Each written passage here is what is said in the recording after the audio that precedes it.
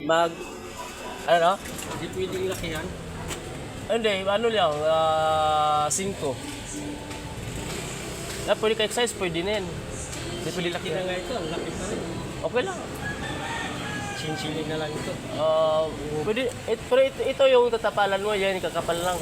Oh, yan. Para kukunin ko sana ito, hindi kaya talaga.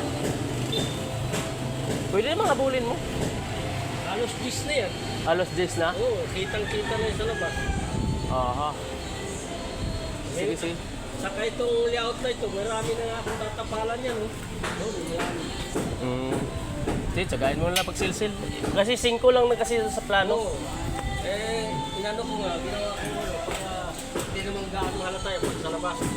Problema, pag hinabol ito, sobrang na ito po. Sige, sige. Walang gis na. Mag-YouTube ako eh. Mag-YouTube. So guys, ganito, may concern yung mga gawa natin. So, kailangan pakinggan din natin yung panig nila. Kung alin yung maganda, alin yung tama, hindi na puro ikaw na lang. Tama mga guys. So, yan po yung sa mga design. Siya po yung nagmamason sa mga design. Ayan. Meron din ako dito isang karpintero na nag-design din. Ayun. Ito siya, oh. Ayan. So, yung design din yung ginagawa niya dyan. So, medyo wala nga lang hardness kasi mababa lang din naman.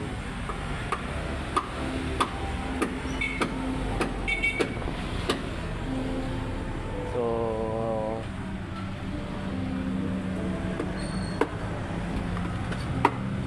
ganyan yung ano. So, okay na siguro to. Ito yung gumagawa ng lahat ng design sa labas. Yan, taga-butuan yan. Sa tao ko yan. Sino ba yan? Ito ba? Ito yung design. So, ito yung sa taas na design yung ginawa niya. Ayan. Medyo maganda naman pero hindi pa nakita talaga yung ano, wala pang pintura. So, ikutin natin dito.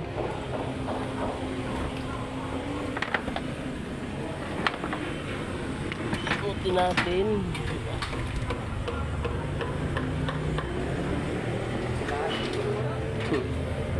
Ito, medyo makalat na area kasi yung gumagawa dito yung air wheel na to na nag-absent. So, hindi ko na pala inis kagabi din umulan. Ayaw ko namang mabasa sila sa ulan habang nagtrabaho bilad sa init. So, dito na po tayo sa 3rd floor sa unit ito. Unit 1 kasi nandun sa kabila, ito unit 2. So, ito na po siya, may air wheel din dito. So, ito may CR. Yung dito, ito yung sa master bedroom. Itong area na to, sa master bedroom ito. So, ito. So, may nakatira nga lang sa mga tao ko. Ito yung walk-in closet. Yung CR din ito. Pakita ko rin sa inyo. Yan, CR din yan. Yan. So, ganito ako magpakasa ng renewal. So, lagi akong may kustura. Tsaka, yung pinto ko pala dito, standard kasi natin, mga guys, is 210. Kaso, ginawa to ng owner na 240 yung height. Kaya ang hirap talaga kontrahin yung owner. So, dami namang pinapabago dito ng owner. Medyo masakit na sa ulo. Pero, kaya pa rin. So, ito. Kailangan kasi ito, may kustura. Dahil, pag wala kasi itong kustura, ito, pag nag-skim coat, puputok-putok kasi ang skim coat natin dyan. Pag walang kustura. So, dito naman sa balcony niya, guys. Ito yung balcony niya. Ayun.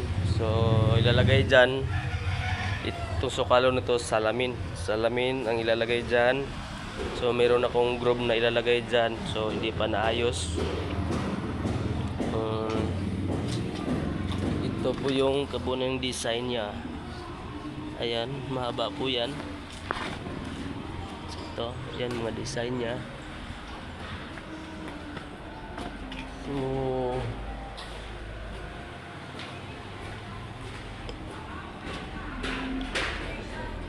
may sample pala ako dito na railing sa airwheel. Ayun guys, pinapakita ko sample as per plan. Yan kasi yung nandun, pero naliitan ako sa ano niya, sa angle bar niya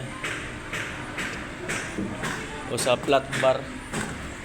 Naliitan kasi ako sa flat bar niya, kaya nagbigay lang ako ng sample. Babaguhin nga din ito, sabi ni owner. Medyo din napangitan siya sa design, pero as per plan yan ang design. So sinusunod ko lang yung as per plan. So ang dito na airwheel ang ilalagay dito, ito yung para exit na nanggagaling yung hagdan sa bubong. Ayun, tsaka dito yung mga aircon dito, yan ano yung mga tubo ng aircon, mga drain dito siya babagsak. Ang pinaka ground floor nito ay laundry area. Ito yun sa ground floor niya, laundry area po yung ground doon. Yan, so medyo mataas-taas to, pero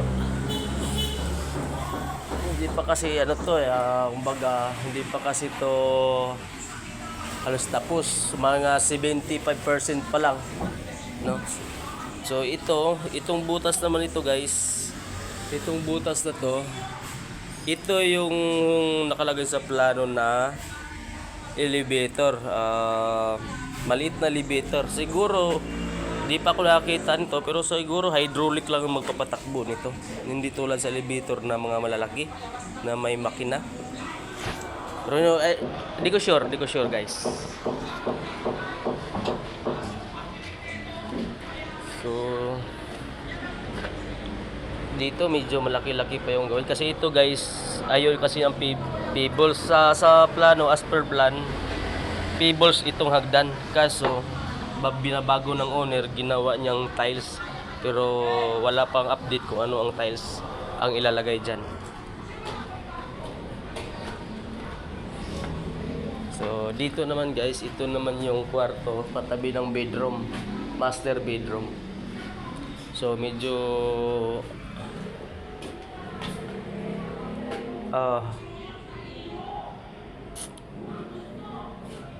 ito po yun, malaking bintana. So yung aircon nga nito, pinag-usapan pa po yung aircon, kasi ang as per plan yung aircon nandito guys. Kaso paglagay ako ng aircon doon, tatamaan kasi sa bintana ng CR dyan sa likod, at saka merong ilalagay dyan na aircon dyan sa likod, yung tawag nito,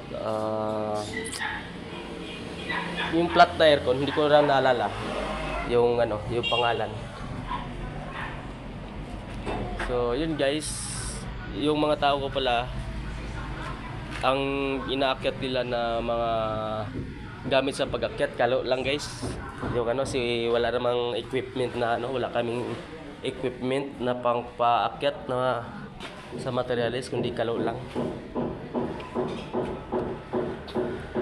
So ang dami pa itong gagawin guys, may tiles pa, may kisame pa, so may pintura pa. So unahin ko pala itong master room, unahin ko magkisame bago mag tiles, para maiwasan ko yung mga gas-gas sa tiles. Ito siguro yung gawin kong mock-up muna, ipapakita ko sa owner anong kalabasan ng kulay at yung itsura taga kabuuan na, kung nagustuhan niya. So dito naman sa kabila guys, sa unit 1, so tawid tayo guys, tawid.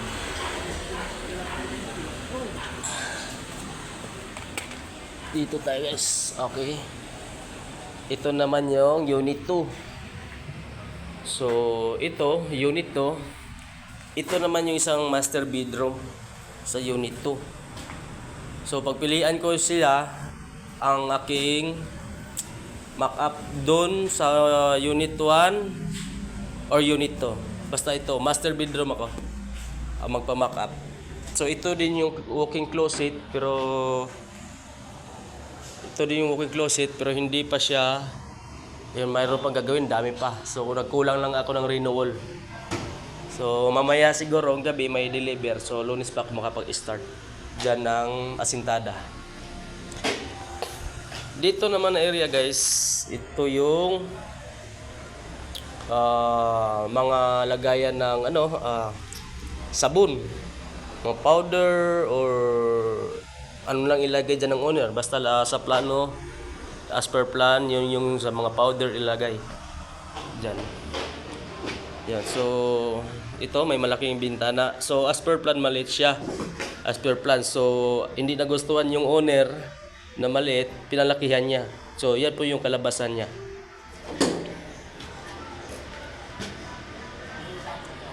So, ito po yung isang kwarto.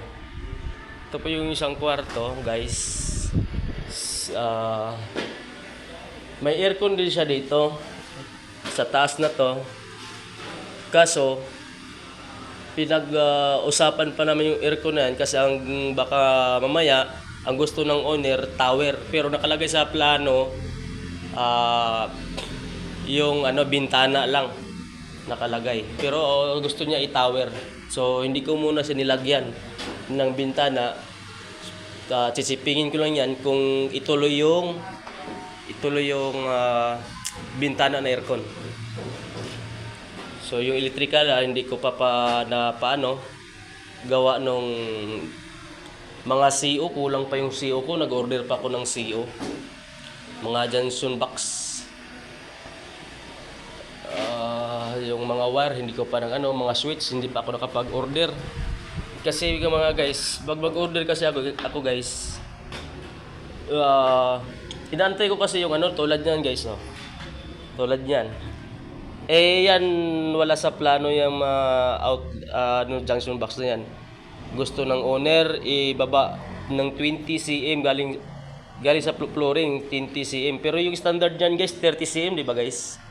Kaso pinabago niya, pinaangat niya. Di ko alam kung bakit.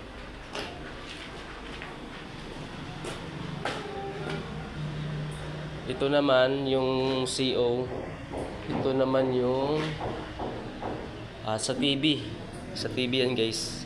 So dito yung master bedroom. Pag ganun po yung yung kama niya, pag ganun. Pahaba. So yung aircon naman din dito as per plan nandito. Kaso bintana siya, kaso binabago ni owner. Gusto ng owner tower. So hindi ko pa rin siya binutasan, gawa nung ang daming pang questionable.